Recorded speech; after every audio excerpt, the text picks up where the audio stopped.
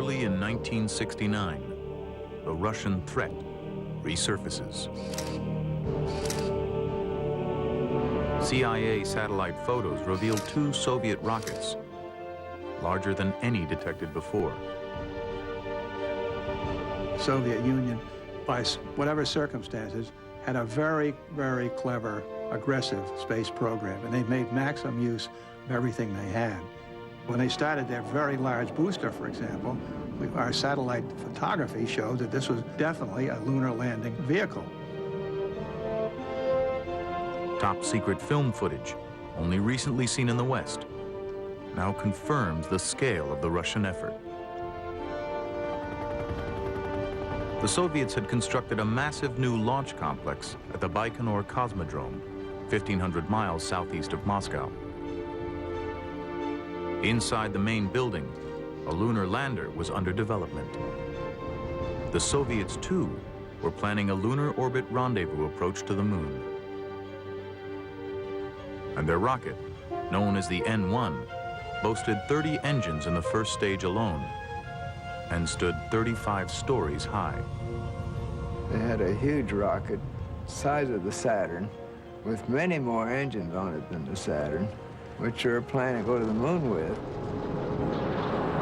The Soviets began testing the N-1 under conditions of utmost secrecy.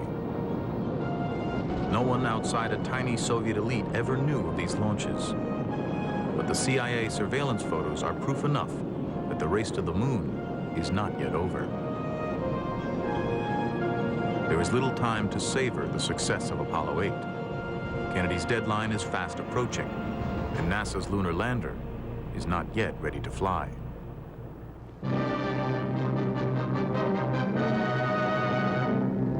This strange device is one that Uncle Sam hopes will make history. The lunar craft will reach the moon aboard the Apollo spacecraft, and then 2 of the crew of 3 will board the bug to land on the moon. The Lunar Excursion Module, the LEM, is designed to orbit the moon as part of a stack of spacecraft. Attached to the Command and Service Modules, the CSM. Following John Hobolt's plan, the LEM will separate off and carry 2 astronauts down to the surface of the moon.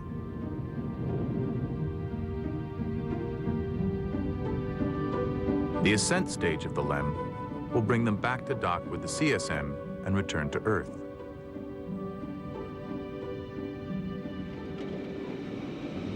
At Grumman Corporation, where the LEM is still under construction, project manager Tom Kelly is feeling the heat from NASA.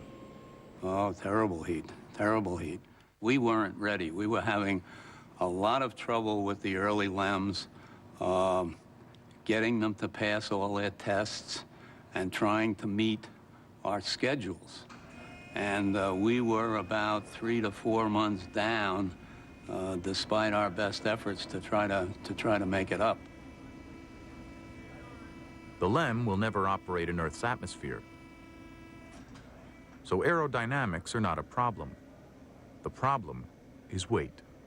For every pound of weight that was brought down to the lunar surface and then back up into lunar orbit, you had to add 3 pounds of rocket propellant. So it was a 4-to-1 growth factor on weight. We went back very painstakingly through everything and cut out weight. For example, the skin, the aluminum alloy skin of the crew compartment was about 12 thousandths of an inch thick. That's equivalent to about 3 layers of Reynolds wrap that you would use in the kitchen. Inside the crew compartment, too, everything is pared down to the bare essentials. There were no seats. In order to save weight, we had eliminated seats. This enabled us to put the pilot's eye very close to the window so we could minimize the size of the window and still have a very wide field of view outside the window.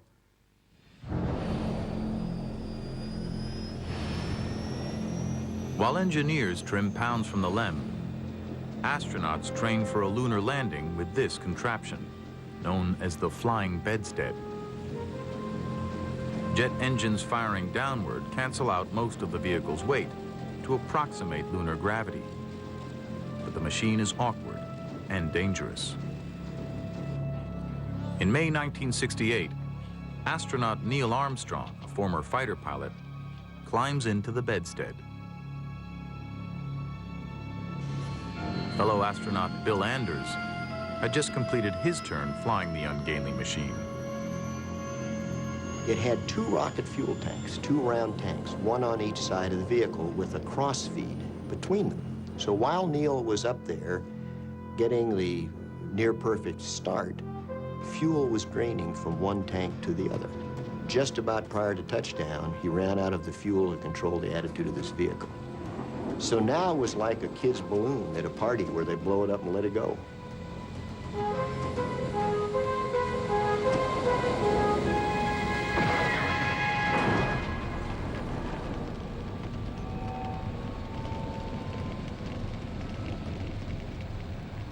Armstrong managed to eject just in time. But parachutes are not an option on the airless moon. The lander must work perfectly, and the landing site must hold no surprises. The moon's surface appeared fairly smooth from the vantage point of Apollo 8. Plenty of wide, flat plains where the LEM could set down safely. But close-up photos beamed back from unmanned probes tell a different story. Deep craters, towering mountains, boulders bigger than houses litter the landscape. One scientist warns that the LEM could sink beneath the surface into a thick layer of lunar dust. The landing site must be chosen with great precision and from 250,000 miles away. Charged with this task are 2 geologists, then fresh out of graduate school, Farouk Elbaz and Jim Head. One of the big problems was if you landed even on a flat surface on the edge of a crater, some of these craters had slopes of 10 to 15 degrees in the inside. And of course, if the lunar module pitched over and landed, it would just keep going over. And that was not something you wanted to have happen because obviously you couldn't get off the moon if that were the case. So there were lots of different problems. That would have been a really interesting one right next to here, but I'm not sure it would have been a very safe landing. Yes. Not the least of their problems is dealing with the competing expectations of the scientific community and NASA engineers. The engineers wanted to do the simplest possible thing to get the person there and return them safely. And the scientists want to say, wait, we're going to be on the moon. Let's run over here, and that's going to be interesting over there. And how do we get to this? And why land in this dull, boring place? Look at the mountains. And you can imagine saying to an engineer, we don't want to land on a flat surface. We want to land on the side of a mountain. Like, whoa, get real. The engineers prevail. The first landing attempt will aim for the edge of a broad, flat area known as Mare Tranquillitatis, the Sea of Tranquility.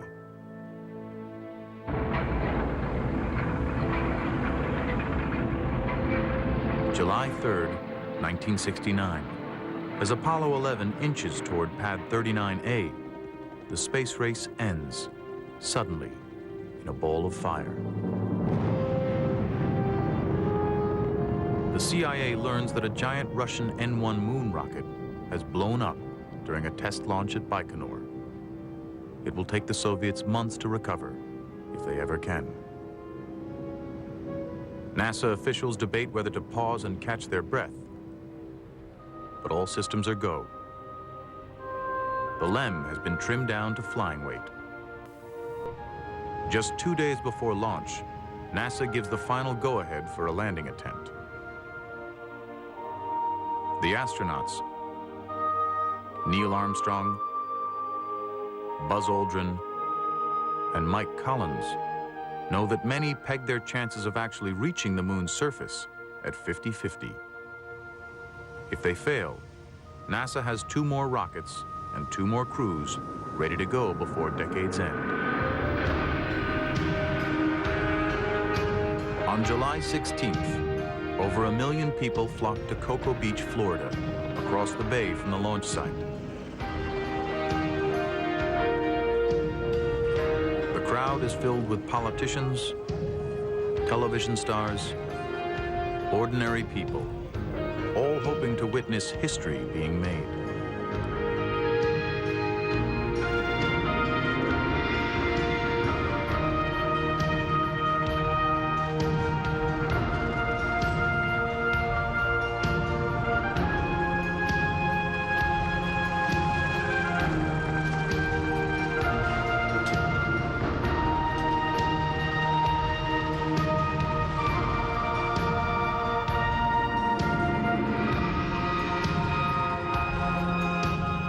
T-minus 15 seconds. Guidance is internal. 12, 11, 10, 9. Ignition sequence start. 6, 5, 4, 3, 2, 1, 0. Liftoff. We have a liftoff. 32 minutes past the hour. Liftoff on Apollo 11.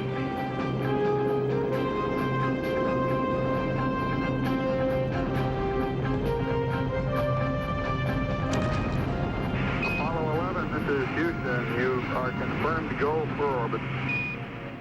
The 3 Gemini veterans aboard the spacecraft have spent years preparing for this journey. You are go for TLI, over.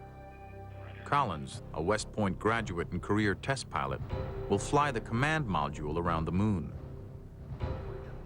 Aldrin, also from West Point with a doctorate from MIT, will join Armstrong, NASA's only civilian astronaut, in the first attempt to land on the moon. Looks like it's going to be impossible to get away from the fact that you guys are dominating all the news back here. Even Pravda in Russia is headlining the mission and calls Neil the czar of the ship. 4 days and 250,000 miles from Earth, the crew enters lunar orbit. You are go for LOI, over. Roger, go for LOI. All your systems are looking good. Everything looks okay up here. Going around the corner, we'll see you on the other side, over. Going through my mind was a very simple equation in here. Today, we're either going to land, we're going to abort, or we're going to crash. Okay, all flight controllers, gonna go for landing. Retro. Go, Rhino. Go. Guide, go. Control. 70 miles above the moon, Armstrong and Aldrin undock the LEM and begin their descent. Capcom, we're go for landing. In Houston, 26-year-old Steve Bales, in charge of guidance control, anxiously awaits data to track their speed and location. When we finally get data, I realize that we're going toward the moon 13 miles an hour faster than we should be, and the computer doesn't know it, and our ground radars tell us. And that doesn't sound like much, and yet it's almost enough that we have to abort the mission. My trench comes up and says, hey, we're not in the position that we expect to be. We've got some velocity errors, and the one that really got your attention, we're halfway to our abort limits. So, holy cow, things are mounting in here. City 47 degrees. We have a rule that says if it gets up to 20 miles an hour, we're going to stop this mission because you could actually literally crash into the moon and not know it, or you're on automatic pilot. Their velocity stays within acceptable limits, but the trouble is far from over. In the lunar module, Neil Armstrong realizes they have overshot their intended landing site. Maybe 3 or 4 minutes into the descent, Neil made an observation that looks like we may be a little bit long. And I thought, geez, you know, how can he possibly suspect that? But it turned out that we were a little bit long. Only when the LEM pitches over to prepare for landing can Armstrong get a good look at the surface below, out the pilot's window. They're heading down into a field of boulders. He hits the throttle, hard. I see the vehicle going across the surface of the moon like I have never seen it do in simulations. And I say, what has gone wrong? What's going on? It's going 5 times as fast horizontally. It's never supposed to do that. It's just supposed to gently hover down it. 100 feet, 3.5 down, 9 forward. We knew that they were not landing where they're supposed to land. We worked on the exact landing point for so long, and we wanted this landing specifically to be very successful and safe. And here they are, not landing where they're supposed to be, and we have no idea where they will finally land, and it was really terrifying to find out that perhaps here we're going to see something that might end the program. With a minute to go, they confront the unthinkable, an abort or even a crash. Armstrong's search for a good landing spot is using up precious fuel. 60 seconds. Lights on. Forward. And then when 60 seconds and the light came on, and we were still not real close to the ground, we were maybe 100, 120 feet, then I guess I was getting a little concerned, but what could I do? Could I say, hey, Neil, hurry up, get it on the ground? That would just excite him a little bit more, so I couldn't say that. Armstrong has flown 4 miles past the prime landing target. He has half a minute's worth of fuel left. 30 seconds. You hear 60 seconds, and you hear 30 seconds. When we ever get to 0, we're going to call an abort on fuel, and the crew knows it, and we know it. And about the time we got 30-second call, the crew said, hey, we're kicking up some dust. Picking up some dust. Okay, 75 feet. And we knew then that we were close. And there, I knew that no matter what I would say or do from now on, this crew was going to go in for the landing. 4 forward, drift into the right a little. So we just shut up here in the ground, and all we were doing was letting them know what their fuel status was. And the fuel is going lower and lower. And then finally you hear contact light. Contact light. Okay, engine stop. We copy you down, Eagle. Then he says something I will never forget. Listen, Tranquility Base here. The Eagle has landed. I didn't know what Tranquility Base was. They have never used that term when we were doing simulations. They always called themselves Eagle. So I said, what is this, Tranquility Base? And then I think, what a wonderful name. I mean, all that in a matter of 2 seconds. Roger, Tranquility. We copy you on the ground. You got a bunch of guys about to turn blue. We're breathing again. Thanks a lot. Gene Kranz has no time to catch his breath. He must quickly decide. Is the spacecraft safe where it stands? Or should the crew launch from the lunar surface immediately to rejoin the command module? We had to look over the spacecraft very quickly, make sure the spacecraft was safe, it wasn't toppling over, we hadn't damaged any of the fuel systems by blowing rocks maybe up into the lunar debris, up into the soft underside of the spacecraft. So I had to do this very quickly. And after about 2 minutes, then it's too late, really, because if you were to lift off after 2 minutes after the normal landing, Mike Collins is going round and round, and he's too far ahead for you to catch up to him in a reasonable time. And I just couldn't get the words out to start the stay-no-stay process. And in frustration, after a couple seconds, I wrapped my arm on my right arm on the console, and I had a pencil in my hand. I broke the pencil in two, and then got over that. It was just pure frustration. Got through it and got on with the stay-no-stay decisions until we could finally get off shift and say, my God, today we landed on the moon. And all of a sudden, the motions of everybody came through. They all got up and clapped.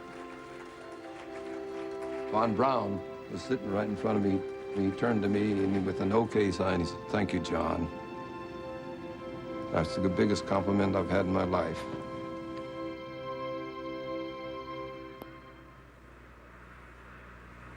That's one small step for man, one giant leap for mankind.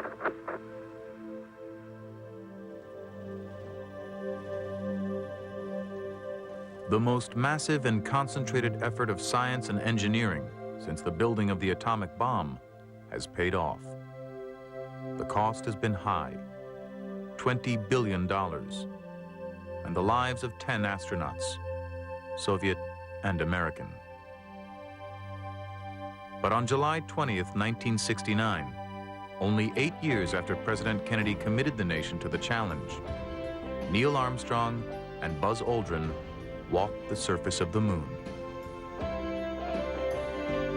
But what is this place they've landed on? This moon that is bigger and closer to its host planet than any other moon in our solar system.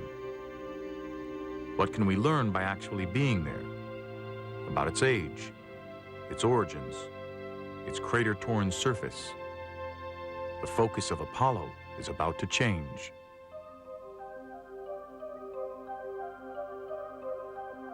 Armstrong and Aldrin bring back precious samples from the moon that are immediately sealed away in airtight vaults. The first pieces of another world. I was a scientist at the U.S. Geological Survey at the time, one of those chosen to study the samples, and it's 30 years ago now, but I can remember the excitement of coming here and getting our bits of material. When the rocks first came back, it was really amazing because the rocks Neil Armstrong picked up turned out to be basalts, and the ages of those weren't a few thousand or hundreds of thousands of years, but were 3.7 billion years old, older than virtually all rocks we'd found on the Earth at that time. Basalts like this are made from cooling lava, the holes from bubbles of escaping gas. On Earth, basalts are relatively young, as the planet's surface is constantly reshaped, erasing eons of geological history. But the age of the lunar basalts suggests that any volcanic activity on the moon ceased billions of years ago, after oceans of lava hardened, forming dark areas called maria, or seas. These rocks, before the astronauts picked them up, had lain virtually unchanged for nearly 4 billion years. Geologists are anxious for more and different samples. Even before Apollo 11, they had lobbied NASA to send a bona fide scientist to the moon.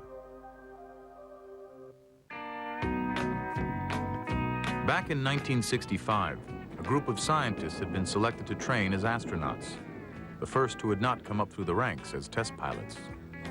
When the scientist astronauts were selected, they were all nice guys, but who needed them?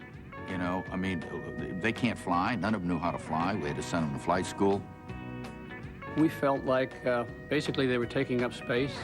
They didn't have the qualifications that we felt were essential, and that was to be a fighter pilot. You know, living, breathing, gung-ho fighter jock. There were 2 MDs, 2 engineers, 1 physicist, and a PhD geologist the astronauts nicknamed Dr. Rock.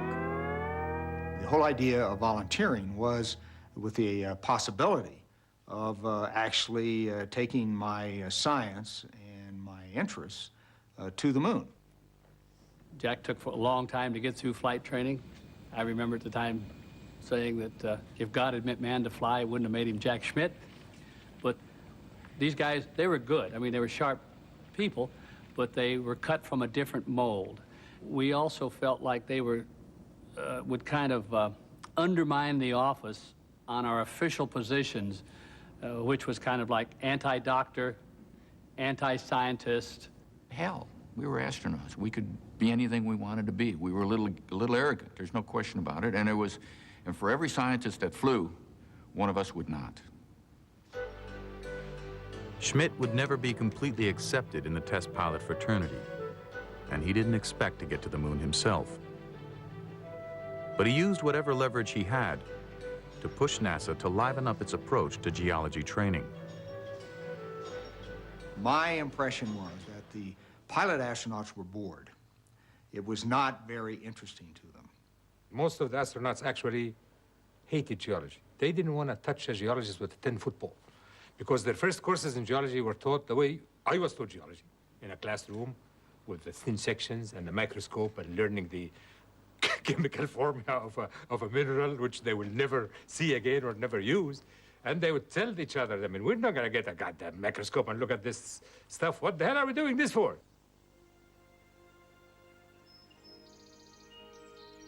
To spark the astronauts' enthusiasm, Schmidt recruited his own source of inspiration from his days at Caltech, Dr. Lee Silver. What I was trying to do initially was convince them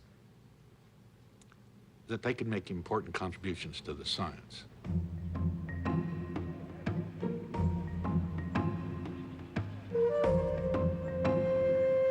Silver led field trips for the crews of future missions, including Jim Lovell, soon to fly on Apollo 13, with Fred Hayes,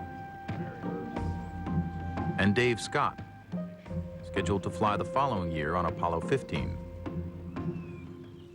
In Iceland, they studied basalts, volcanic rock like Armstrong and Aldrin found.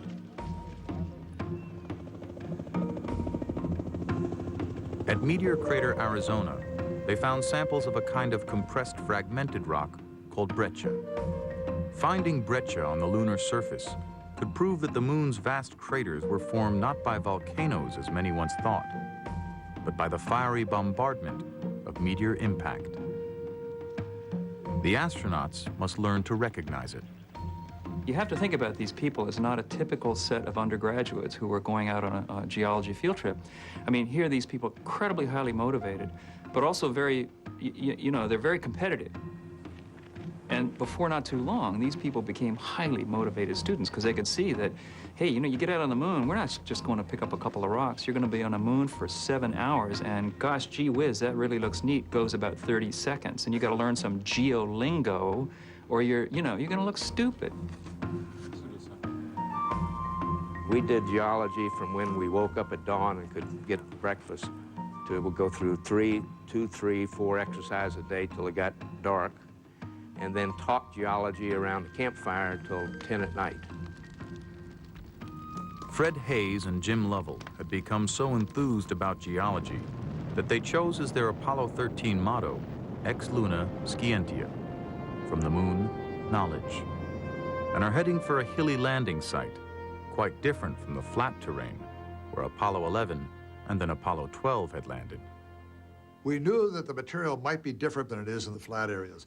We knew there was ejecta lying on the surface thrown up by volcanism or impacts that they wanted us to pick up because that could tell us a lot about the interior of the moon. 2 days after liftoff, Lunar Module Aquarius, coupled to Command Module Odyssey, is nearing the moon. Everything is going smoothly. It's become almost routine. Trips out to the moon and back are generally very quiet, kind of boring, as a matter of fact. Crews kind of going over their checklist, etc. They had a TV day that day where the crew took everybody on a tour of the capsule and so on. And that was winding down, and they were securing from that and getting ready for sleep time. We're just about ready to close out our inspection of Aquarius and get back to a pleasant evening at Odyssey. Good night. Gene Kranz went around the room, says, before we put the crew to bed, is there anything you want to do before they shut down for the night? And I said, okay, Flight, what I need him to do is stop charging one of the batteries and give me a crowd stare all 4 tanks. 4 switches, all 4 tanks, no big deal. Command Module pilot Jack Swigert throws the switches to activate fans that stir up the tanks of liquid hydrogen and oxygen. Then, suddenly, the spacecraft lurches as if struck by a meteor. Houston, we've had a problem. We've had a main beam bust undervolt.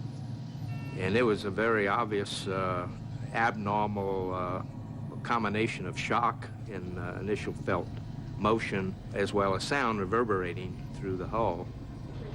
And we had a pretty large bang associated with the caution and warning there. Warning lights indicate problems everywhere. Fuel cells dying. Maneuvering thrusters out. Oxygen tanks losing pressure.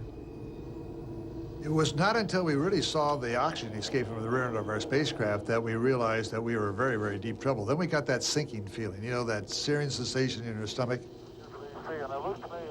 when you're in deep trouble and don't know how to get out of it.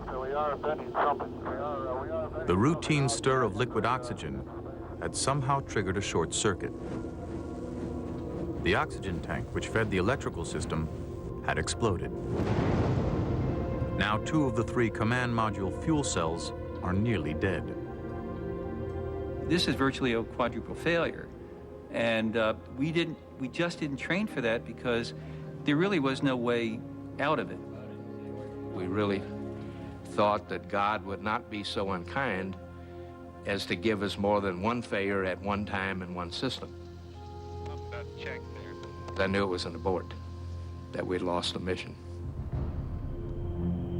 The original mission, exploring the lunar highlands, must now be abandoned. The new mission becomes, get the astronauts home alive. And I'm down at the Cape, said goodbye to the guys, and I watched the launch. And then I headed for Houston. And then the word came back. The Apollo 13 spacecraft has had a serious power supply malfunction that could cause the lunar landing mission to be terminated early.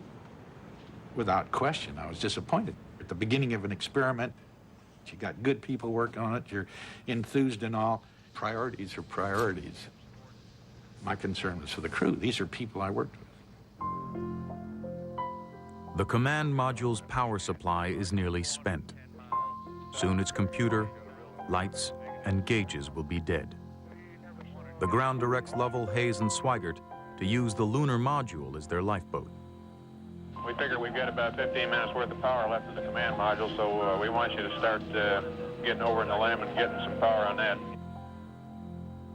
The LEM has its own power supply, but it's designed to support 2 people for 45 hours. Now there will be 3, and they are at least 90 hours from home. Ground Control decides they should continue around the moon and take advantage of lunar gravity to turn them back toward Earth. Then, to get home before the power runs out, they must accelerate their crippled spacecraft by burning the LEM's small descent engine, an extremely critical maneuver that had never been tested. The ground started to send up the instructions to me of how long to make the burn, what attitude, and things like that. And I had my 2 companions in the lunar module with me. When I looked at them, they weren't paying any attention at all. They had cameras in their hands. They said, well, as we go around to the far side, we're going to take some pictures. And that's when I told them that if we didn't get home, they weren't going to get them developed anyway. Jim, you go for the burn. Go for the burn. Roger, understand. Go for the burn. And it worked. Ground confirms ignition. We're burning 40%. But as soon as it was over with, then we turned everything off. And we had only the radio and a little fan to circulate the atmosphere because we had to save power. It got very cold and very damp. My guess is it was somewhere between 35 and 40 degrees. I started having chills and fever. It was nothing that made me incapacitated or couldn't function. It was just added to the uncomfortableness of the situation. For 3 days, Lovell, Swigert, and the ailing Hayes huddled in the freezing lunar module. There was little to do but wait and hope their re-entry heat shield hadn't been damaged by the explosion. Then, as they approached the Earth, another potential disaster. When the ground was tracking us, they found out that we were not inside the free return course. And the free return course is a 2-degree pie-shaped wedge that you have to come down into with respect to the Earth's atmosphere. We were beneath it, which we could have missed the atmosphere or skipped out like skipping a stone on water, and we'd be gone. So we had to make another maneuver, but our computer was down, our guidance system wasn't working, our autopilot was off, and we had to do it literally by the seat of our pants. Lovell and Hayes set the course by eye, aiming toward the Earth, and fire the thrusters by hand to control the ship's direction. Swigert times the main engine's burn using his wristwatch. The course correction seems to have worked, but will the heat shield hold up? During re-entry, there is always a communications blackout that lasts about 3 minutes, as the spaceship heats up to over 8,000 degrees. 3 minutes pass, then 4. The extended blackout period got us. It's the first time I came up and said, something didn't go right. And then I immediately caught myself and saying, no, it's some kind of a communications aberration. There's something wrong with the communications. This crew is coming home.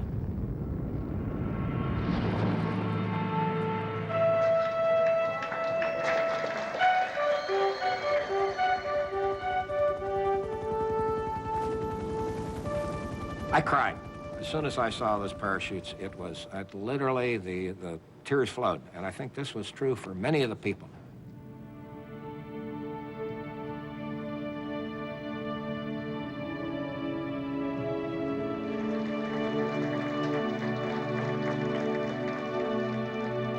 I did return. I did get back from this mission.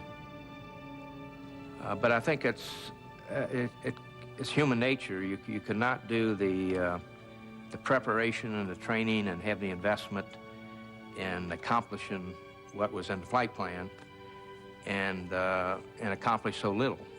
So there was that kind of a stigma for me that, you know, we just, we didn't get it done. The crew is safe, but everyone's great sense of relief is tempered by a growing realization that Apollo's days are numbered. Funding for Apollos 18, 19, and 20 is cut by Congress, reflecting a shift in national priorities that had begun years earlier, after President Kennedy's death. Before we ever landed on the moon, President Johnson and President Nixon killed anything in the future. President Johnson, because he was having trouble with Vietnam and the Great Society. President Nixon, because I think he was a good politician, and the moon had gotten to be controversial even before we landed. Scientists are determined to glean everything they possibly can from the last few Apollo flights. The new lunar rover will give them more bang for the buck. Lee Silver is delighted. Now his astronaut geologists can range several miles from their landing site and carry hundreds of pounds of samples. Dave Scott will command Apollo 15, the first to take the rover into space. NASA actually stretched the rubber band about as far as you can go. They extended the capability of the lunar module. The propulsion system was better, the guidance was better. They added the lunar rover. We had longer duration backpacks, more consumables, more everything. So it was stretching out to the edge. And of course, you know, we get to fly them, so we were really enthusiastic. Dave Scott is an explorer. He saw Apollo 15 as the first extensive scientific voyage. And this was a change from, you know, the space cowboys of the earlier times when, you know, pushing the envelope, being the first to do this. I mean, Dave had a real vision of what was going on, and he carried the rest of the crew, you know, with that vision and the program as well. Scott's spacecraft 2 has been reconfigured to accommodate the push for lunar research. It's the most fuel-efficient rocket yet, able to carry the extra weight of the rover and a huge array of cameras and measuring devices. There had been so many changes, engineering-wise, to the spacecraft that we thought that maybe something would go wrong. One day I was telling the Apollo 15 crew, I'm going to give you a copy of the Quran with the prayer to protect you. And Dave Scott said, please do, we need all the help we can get. Elbaz needn't have worried. Apollo 15 arrived at the moon without a hitch, even though its landing site was the trickiest yet, in the lunar highlands between a long, narrow canyon called Hadley and a range of towering mountains known as the Apennines. Hadley Apennine is certainly, in my opinion, the most spectacular landing site on the moon that we could reach. It has a rill or a canyon, has enormous mountains, 15,000 feet above you. There's so much to see, and when you've studied the area and you think you know what you're looking for, and there's much more, and it's so clear up there. Boy, that's a big mountain when you're down here looking up, isn't it? My, oh my. Oh, look at the mountains today, Jim, when they're all sunlit. Isn't that beautiful? It really is. My golly, that's just super. The Hadley Apennine landing site is located near Imbrium crater, so large it can be seen from the Earth. Scientists believe the crater was formed by a huge meteor impact when the moon was young. That catastrophic collision must have kicked up rock from deep inside the lunar crust. Geologists Jim Head and Lee Silver, glued to their television screens in Houston, hope Apollo 15 is in a good spot to find some of this ancient material called anorthosite. Anorthosite, that would be the deep crust that we could look at and understand. And Dave went up to the side of the mountain and he looked over and he saw this sparkling crystals glinting at him, which is rare for the moon. Guess what we just found? Guess what we just found? I think we found what we came for. Crystal and rock, huh? Yes, sir. You better believe it. As a matter of fact, oh boy, I think we might have ourselves something close to the northocite, because it's crystalline. That is really a beauty, and there's another one down there. Yeah, we'll get some of these. Back it up.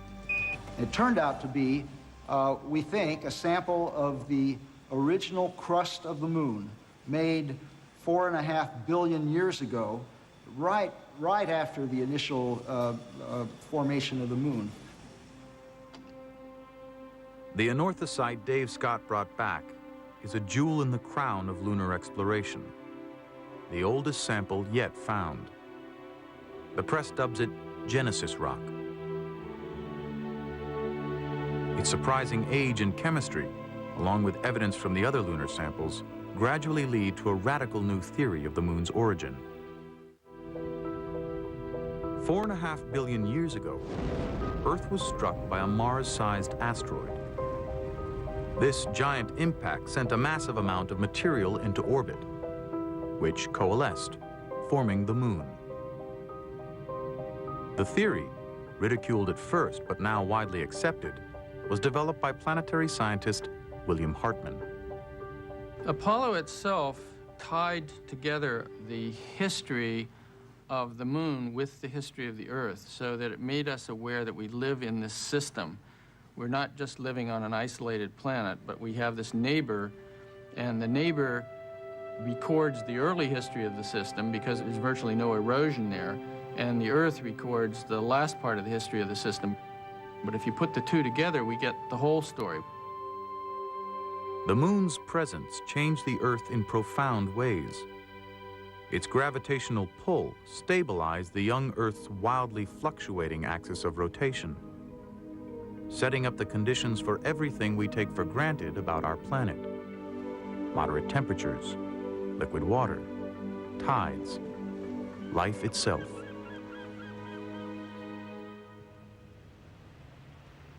December 1972. After 7 years of debate within NASA, a scientist will go to the moon. Geologist Jack Schmitt will fly on Apollo 17 with mission commander Gene Cernan. There was a lot of pressure from the scientific community for a scientist to fly on Apollo before it was all over. Jack never took no for an answer. He sort of became a pain in a lot of people's butt. And it basically, Deke Slayton, our boss, got a directive that Jack Schmitt would fly on an Apollo mission. And there was only one left, and that was Apollo 17.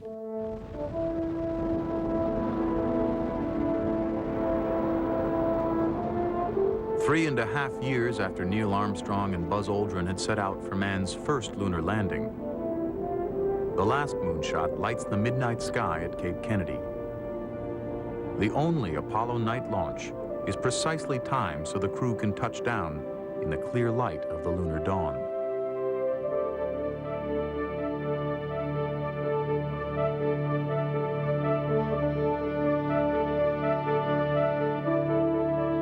Okay, stand by for pitch over. Oh, are we coming in? Pitch there it is. Proceeded. And there it is, Houston. There's Camelot. Wide on target. I see it. Cernan and Schmidt's landing site is a deep, mysterious valley between the Taurus Mountains and Littrow Crater. 10 feet. Contact. Okay, Houston, the Challenger has landed. The astronaut and the geologist are not only on the moon, they're in heaven. I was strolling on the moon one day in the merry, merry month of December. Now, May's the month. We were in a valley deeper than the Grand Canyon, one of extraordinary geological variability, one that we now are finally going to have a chance to explore. This is a geologist's paradise if I ever saw one. Cernan and Schmitt have little time simply to sightsee. Nearly every minute is tightly scheduled, setting up experiments and collecting samples. Here's a nicely structured rock that we probably ought to work on. There's a lot of lineation in some of that white material, Jack. Probably the breccia. It's got a little dust covered. Look at where the contact between the gray and right, and it's on both sides. Oh, hey, there is orange soil. I can see it from here. It's orange. Even when they stumble upon an unexpected discovery, their time must be carefully rationed. All right, let me put my visor up. It's still orange. They got to leave at a certain time regardless of what we got. Guys, we don't have that much time. I know, Bob. I know. You're going to leave the moon at a certain time, and you have to work everything in. And you have to get through that frustration of not having enough time to do everything you'd want. After 3 days of 7-hour EVAs, Schmidt and Cernan have collected over 200 pounds of samples.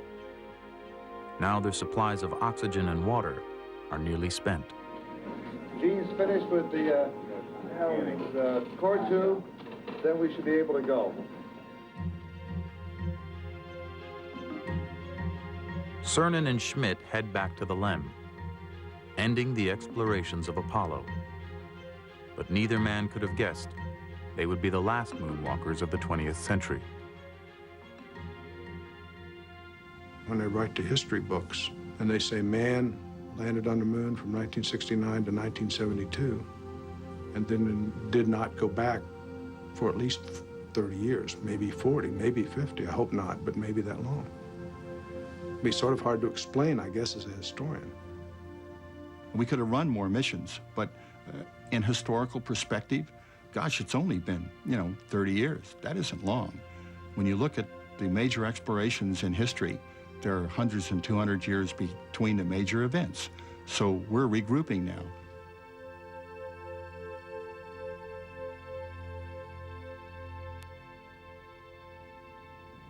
When I started walking up that ladder, I realized, hey, this is it. Somewhat of a nostalgic moment. You looked around, I looked back at the Earth and realized I'm never going to be here again. Somebody will, but I'm not. And I wanted to sort of leave a challenge for that, for those who would follow. And I wasn't sure what I was going to say until I said it, quite frankly.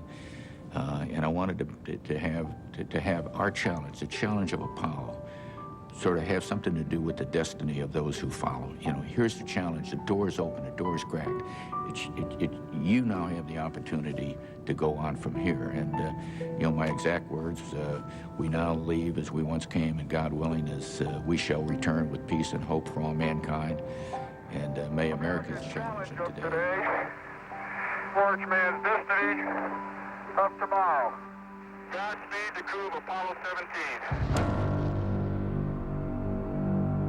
The quest that began as a desperate race against the Russians at the height of the Cold War has ended.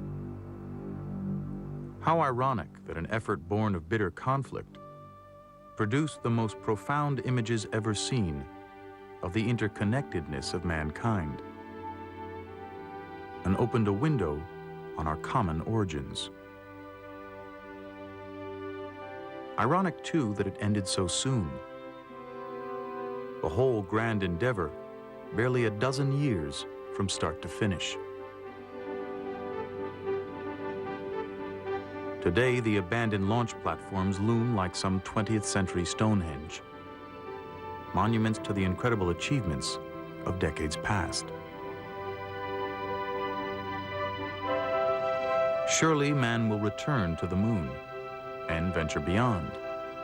But in the new millennium, it will most likely be private enterprise, not political necessity or even scientific curiosity that will propel the efforts.